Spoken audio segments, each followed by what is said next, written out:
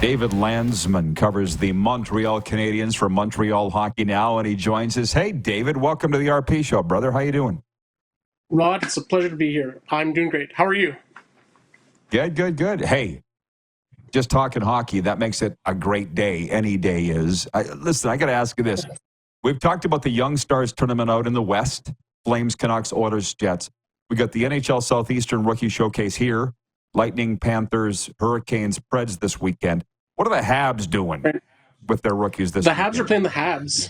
The Habs are playing the Habs. It's a lot of the rookie prospects pulling all together. Rookie camp is just opened actually today, and you're going to see a lot of the prospects that are, the up-and-comers, the potential line busters, and it's going to be exciting. Yeah, well, we were just talking about a rebuild before the break. I'm not sure if you saw it or not, how some teams are in it and won't say it. Some are saying they're in it, and are always in it. How's this Habs rebuild coming? They were never shy about, after that Stanley Cup series loss to the Lightning, that they were going into a rebuild. How's the process right now? I think it's looking brighter than ever. In the last 3 years since they went to the Cup final, they've had 3 top 5 picks. They got Reinbacher, they got Slafkovsky, and now they got Demidov. These are 3 players that are going to boost the morale of the team and potentially blow them back into contention, which is really exciting to see. Well, the one thing, and I'm trying to remember who I talked to. Maybe it was Eric Engels, or who the heck was it, about the goaltending situation. They're like, until that's figured out, this team isn't going anywhere. And it doesn't sound to me like they're close to figuring it out. What's the Habs goaltending situation here as they open training camp? It's been, a revolving door about the question marks surrounding goaltending since Carey Price hasn't played. Last year there was the big question of the 3 goalie tandem. Would it work? Would it not?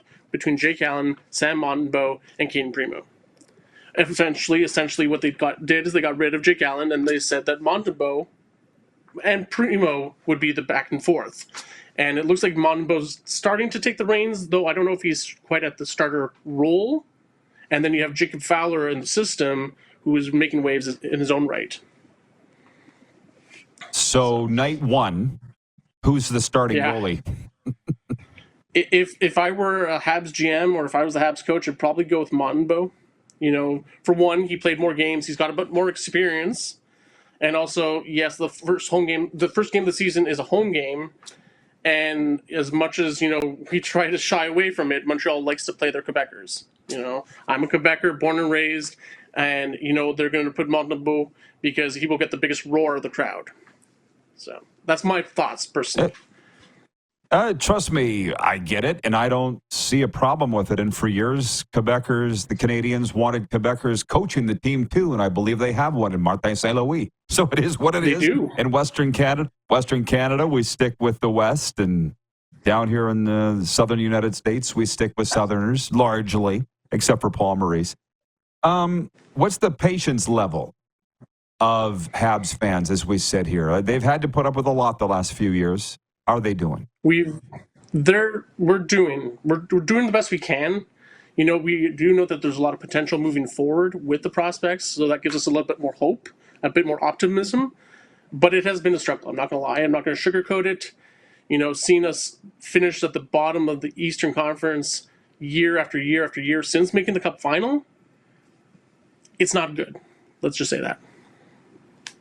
But we're doing the best we can. Yeah. Well, I guess they love Martin St. Louis as the local guy.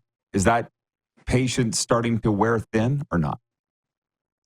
I wouldn't say he's necessarily on thin ice just yet. I do know that he's got a lot to prove because he's been here for a couple of years now already.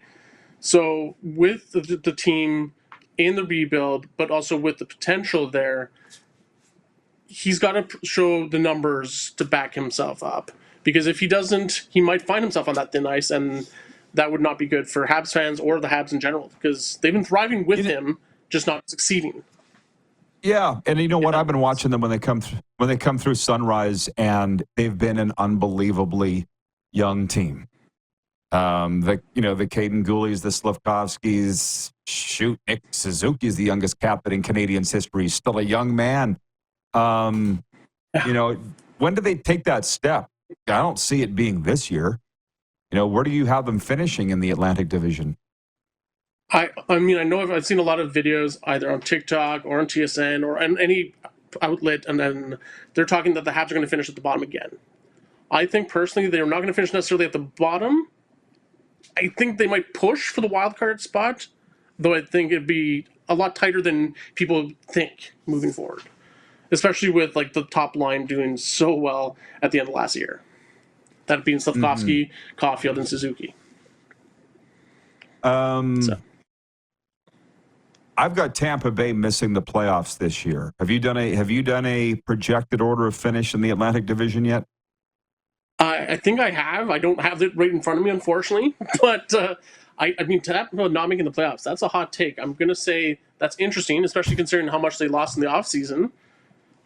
But hey, stranger things have happened. The Habs made the Cup final as the Western Conference champs. How about that? Yeah. That was I mean, stranger things have happened. Yeah, an odd COVID year. You're the second guy in a week to say that's a hot take. And I'm like, I'm not doing it to grab headlines. I just honestly don't think that the Tampa Bay Lightning are going to make the playoffs. Just look at their projection here. And then losing Stamkos, whatever the opposite of projection is, it's going down. And not having Stamkos there is a big deal. Tell me about Florida or Montreal hockey now. I subscribe to Florida hockey now here. George Richards does a great job following the Panthers. Tell me about Florida hockey now. Or Montreal hockey now, sorry. Tell you about Montreal hockey. It's young and it's exciting. It's fun. And it's stressful to the end of the world. You have these players that have so much potential, like Caulfield, like Suzuki, like Slavkovsky, but it's like they put up good numbers, but we need secondary scoring. We need the top tier players to actually perform to have it make it work. And it's seemingly a struggle in the last few years, that's for sure. So, yeah. And you cover the Habs for Montreal hockey now? Yeah, I've been recently covering the Habs for Montreal hockey now as of the last couple of months. I've been doing a bit of pieces. I did one piece recently about Carey Price, as you can see behind me right there. The big argument, should he or should he not have his number retired, and should he be brought into the Hall of Fame? So there's one of those pieces, and I'm going to start doing some previews and recaps of the games, as many as I can with my family life. But I'm also going to do a lot of stories like that, like of Carey Price. I also did one recently about the numbers, the numbers game in terms of with Caulfield switching his numbers from 22 to 13 in honor of Johnny Gaudreau. I did a piece on Habs players who've had one number with the team and then switched it midway through their tenure. So that was fun. Here's one for you. Does Brendan Gallagher finish his career as a Hab? I would like to say yes, because I've always been a Gallagher fan. I'm not the biggest guy in the room. I'm taller than Gallagher. I've met him a few times. He's quite small, but he's got such a might. He's called the Mighty Might for a reason. He is one who likes to get under your skin, and we need that kind of gust, because there's not going to be, you have a player like Slavkovsky finally put himself as the button position right in front of the net at 6'4". But for the longest time, it was always Gallagher. If a goal was disallowed or if a goal was scored by a tip in front of the net, it was Gallagher. And I would love to see him retire as a Hab. Definitely. Yeah, for sure. Well, he's seen all the ups and downs for sure. David, Yes, thanks for the it's time, for man, and enjoy the pleasure. hockey. We'll do it again throughout the season. Absolutely. Thank you so much for having me. It's been a pleasure. David Lansford of Montreal Hockey Now.